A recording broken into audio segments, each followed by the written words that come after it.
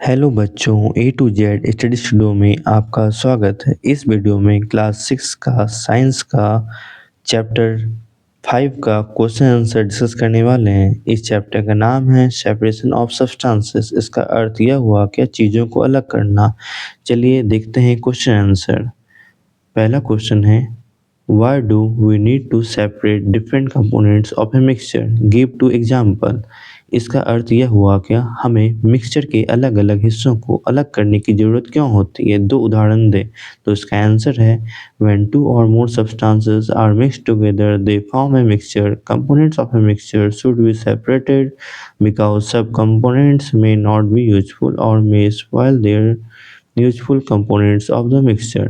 इसका अर्थ यह हुआ क्या जब दो या दो से ज़्यादा चीज़ें एक साथ मिलती हैं तो वे मिक्सचर बनाते हैं। मिक्सचर के हिस्सों को अलग करना चाहिए क्योंकि कुछ हिस्से काम के नहीं हो सकते हैं या मिक्सचर काम के हिस्से को ख़राब कर सकते हैं। तो यहाँ पे एग्जांपल दिया गया स्ट्रेनिंग टी लीव्स। इसका अर्थ यह हुआ है क्या चाय बनाते समय चाय की पत्तियों को पानी से छलनी से अलग किया जाता है। ठीक है, यहाँ बताया गया to remove unwanted part tea leaves. Next example है रिमूविंग स्टोन्स फ्रॉम ग्रेन्स। इसका अर्थ यह हुआ क्या हाथ से गेहूं या चावल या दालों से गुठली के टुकड़े को निकालना। यहाँ आप फोटो के माध्यम से यहाँ पे एग्जाम्पल दिया गया है, आप अच्छे से समझ सकते हैं। नेक्स्ट क्वेश्चन है, आइए देखते हैं what is winnowing, where is it used. इसका अर्थ यह हुआ क्या विनोइंग क्या है, इसका इस्तेमाल कहाँ होता है। तो इसका आंसर है winnowing is a method of separating components of a mixture using wind or blowing air. It separates lighter particles from heavier ones. When the mixture is dropped from a height, the lighter particles are carried away by the wind while the heavier particles fall straight down. It is used by farmers to separate lighter husks from heavier grains like wheat or rice. इसका अर्थ यह हुआ क्या mixture से हिस्सों को अलग करने के तरीके को विनोइंग कहते हैं। इस तरीके में मिक्सचर के भारी और हल्के हिस्सों को हवा या हवा के झोंकों से अलग किया जाता है। इस तरीके का इस्तेमाल किसान अनाज के भारी बीजों से हल्की भूसी के कणों को अलग करने के लिए करते हैं। आइए देखते हैं पिक्चर के माध्यम से समझते हैं। यहाँ पे बताया गया है विनोइंग जो है क्या होता है और इसका इस्तेमाल जो है वो कैसे होता है। तो यहाँ पे किसान के द्वारा इसका इस्तेमाल किया जा रहा है, फोटो के माध्यम से आप समझ सकते हैं। आइए देखते हैं नेक्स्ट क्वेश्चन। क्वेश्चन 3 है how will you separate husk और dirt particles from a given sample of pulses before cooking. इसका अर्थ यह हुआ क्या खाना पकाने से पहले आप दालों के दिए गए सैंपल से भूसी या मिट्टी के कणों को कैसे अलग करेंगे। तो इसका आंसर है हस्क और dirt particles can be separated from pulses by winnowing. In this method, the pulses are dropped from a height and blown with the air. The lighter husks and dust particles are carried away by the wind, while the heavier pulses fall down and are collected. इसका अर्थ यह हुआ क्या दालों से भूसी और धूल के कण को क्या कर रहे हैं यहाँ पे सूप के द्वारा फटका जा रहा है तो उसी को अलग किया जाता है ना, तो उसी को हम बोलते हैं क्या बोलते हैं पल्सेस बिफोर कुकिंग। यहाँ पे बताया गया है क्या किस तरह से हम दालों से भूसी और धूल के कण को फटक कर अलग करते हैं। तो यहाँ पिक्चर के माध्यम से आप समझ सकते हैं। ठीक है, तो आइए देखते हैं नेक्स्ट क्वेश्चन है व्हाट इज सीविंग। ठीक है, और वेयर इज इट यूज्ड। इसका अर्थ यह हुआ क्या छलनी क्या है, इसका इस्तेमाल कहाँ होता है। ठीक है, तो आइए देखते हैं इसका answer. Sieving is a method of separating fine particles from larger particles. Using a sieve, the smaller particles pass through the holes of sieve while the larger particles remain on it. इसका अर्थ यह हुआ क्या छलनी एक ऐसा तरीका है जिसमें बारीक कण छलनी के छेदों से छलनी हो जाते हैं जबकि बड़ी गंदगी छलनी पर ही रह जाती है। छलनी का इस्तेमाल आटा चक्की में गेहूं पीसने से पहले उसमें से भूसी और पत्थर जैसी गंदगी को अलग करने के लिए किया जाता है। इसका इस्तेमाल कंस्ट्रक्शन साइट्स पर रेत से कंकड़ और पत्थर अलग करने के लिए भी किया जाता है। तो आप पिक्चर के माध्यम से समझ सकते हैं किस तरह से है ना छलनी से चला जा रहा है। ठीक है, और यहाँ पे भी देखिए ये लोग जो वर्कशॉप में जो लोग काम करते हैं ना वो भी क्या करें छलनी से चाल रहे हैं और बालू को अलग कर रहे हैं और जो मोटा पार्टिकल्स आ रहे हैं पत्थर आ रहा है वो छलनी के ऊपर आ जा रहा है। तो आप पिक्चर के माध्यम से समझ सकते हैं कैसे यहाँ पे बताया गया है। आइए देखते हैं next question. How will you separate sands and water from their mixture. इसका अर्थ यह हुआ कि आप रेत और पानी को उनके मिक्सचर से कैसे अलग कर सकते हैं। ठीक है, तो देखते हैं इसका आंसर क्या है। Sand and water can be separated by sedimentations and decantations. First, the mixture is left undistributed for some time. The heavier sand settles at the bottom. This process is called sedimentation. Then the clear water is carefully poured into another container without disturbing the sand. This process is called decantation. इसका अर्थ यह हुआ कि रेत और पानी को उनको मिक्सचर से हम तरह तरह गतिविधि से हम क्या कर सकते हैं, उसको अलग अलग कर सकते हैं। तो इसमें बताया गया मिक्सचर को बिना किसी डिस्टर्बेंस में रखने के लिए दिया जाता है।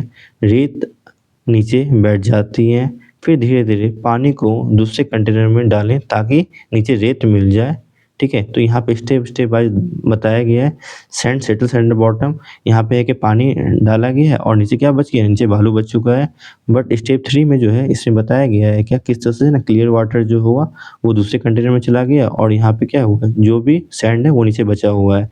इसके माध्यम से हम समझ सकते हैं क्या मिक्सचर को बिना किसी डिस्टर्बेंस में रखने के लिए दिया जाता है और रेत जो होता है, जो बालू होता है वो नीचे बैठ जाता है और धीरे धीरे पानी को दूसरे कंटेनर में डालें ताकि नीचे रेत क्या हो वो मिल जाए। तो यहाँ पे पिक्चर के माध्यम से आप समझ सकते हैं कैसे यहाँ पे बताया गया है। नेक्स्ट क्वेश्चन है, is it possible to separate sugar mixed with wheat flour, if yes how will you do it. इसका अर्थ यह हुआ क्या गेहूं के आटे में मिली चीनी को अलग करना पॉसिबल है, अगर हाँ तो आप यह कैसे कर सकते हैं। ठीक है, तो ये बिल्कुल पॉसिबल है। तो इसका आंसर देखते हैं। Yes, it is possible to separate sugar mixed with wheat flour by dissolving and filtrations. First add the mixture to water and stir it. Sugar dissolves in water but wheat flour does not. Then filter the mixture. Wheat flour remains on the filtered paper as residue while sugar solution passes through. Thus sugar is separated from wheat flour. इसका अर्थ यह हुआ क्या मैंने तो पहले ही बोला कि हाँ हम कर सकते हैं। गेहूं के आटे से मिली चीनी को हम तरह तरह से कर सकते हैं। पहला, इसमें बताया गया है पानी में चीनी और गेहूं को आटा मिलाया जाए। फिर सेकंड स्टेप में बताया गया है चीनी को घुलने देने के लिए सॉल्यूशन को हिलाएं और मिक्सचर को छान लें। उसके बाद छानने पर चीनी का सॉल्यूशन होगा और बचा हुआ गेहूं क्या होगा, वो आटा होगा। यहाँ पे स्टेप स्टेप वाइज बताया गया है, आप पिक्चर के माध्यम से समझ सकते हैं। आइए नेक्स्ट क्वेश्चन देखते हैं।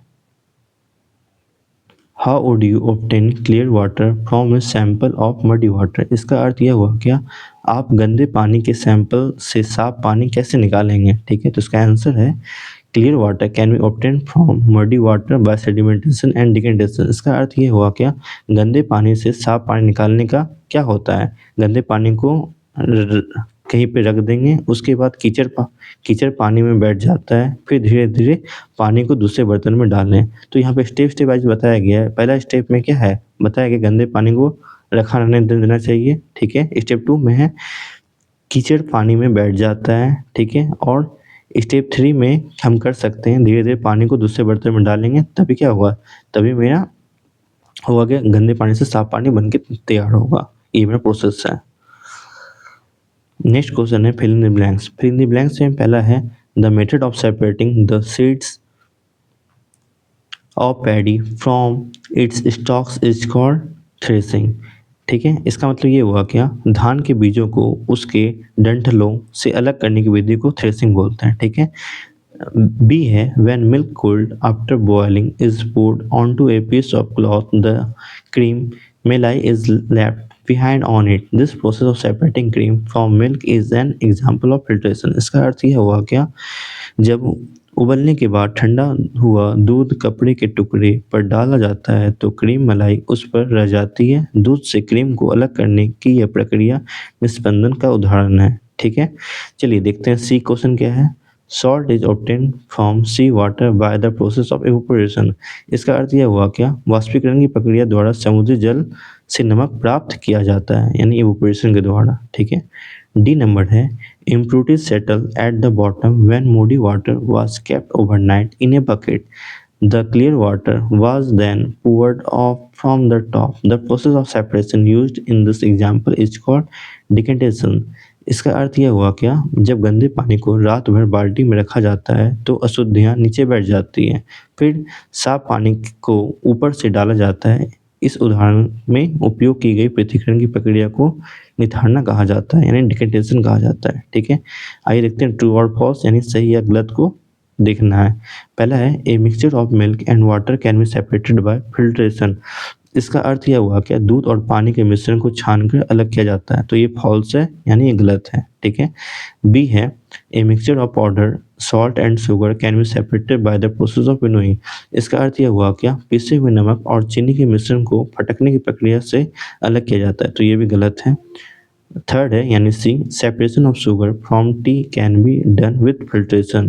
तो इसका अर्थ यह हुआ कि चाय से चीनी को छानकर अलग किया जाता है, तो ये भी गलत है। डी है grain and husk can be separated with the process of decantation. तो ये भी गलत है। इसमें बताया गया है कि अनाज और भूसी को निथारने की प्रक्रिया से अलग किया जा सकता है, तो ये भी फॉल्स हो जाएगा। ठीक है, क्वेश्चन नंबर 10 है, इसमें ये बताया गया है क्या, lemonade is prepared by using lemon juice and sugar in water. You wish to add ice to cool it, should be add ice to the lemonade before or after dissolving sugar, in which case would it be possible to dissolve more sugar। इसका अर्थ यह हुआ क्या, नींबू पानी को पानी में नींबू का रस और चीनी मिलाकर तैयार किया जाता है। आप इसे ठंडा करने के लिए बर्फ़ डालना चाहते हैं, क्या आपको नींबू पानी में चीनी घोलने से पहले या बाद में बर्फ़ डालना चाहिए? किस स्थिति में अधिक चीनी घुलना यानी डिज़ोल्व होना संभव होगा? तो इसका आंसर है ice should be added to lemonade after dissolving sugar. It is possible to add more sugar before adding ice. इसका अर्थ यह हुआ कि नींबू पानी में चीनी घुलने के बाद बर्फ़ मिलानी चाहिए, बर्फ़ डालने से पहले चीनी मिलना संभव नहीं है। तो बच्चों, आज का क्वेश्चन से कंप्लीट होता है, और यहाँ पे एग्जाम्पल में यहाँ पे बताया गया किस तरह से हम इसमें है ना बर्फ को और नींबू को यहाँ पे आप इमेज के माध्यम से समझ सकते हैं किस तरह से यहाँ पे बताया गया है कि शुगर डिजॉल्व होगा। तो यहाँ पे आप समझ सकते हैं, बताया गया है किस तरह से आइस डिजॉल्व होता है, तो यहाँ बताया गया। बच्चों, अगर आपको ये वीडियो अच्छा लगा है तो आप इस चैनल को सब्सक्राइब कर लीजिए और लाइक करें। Thank you. जय हिंद, जय भारत।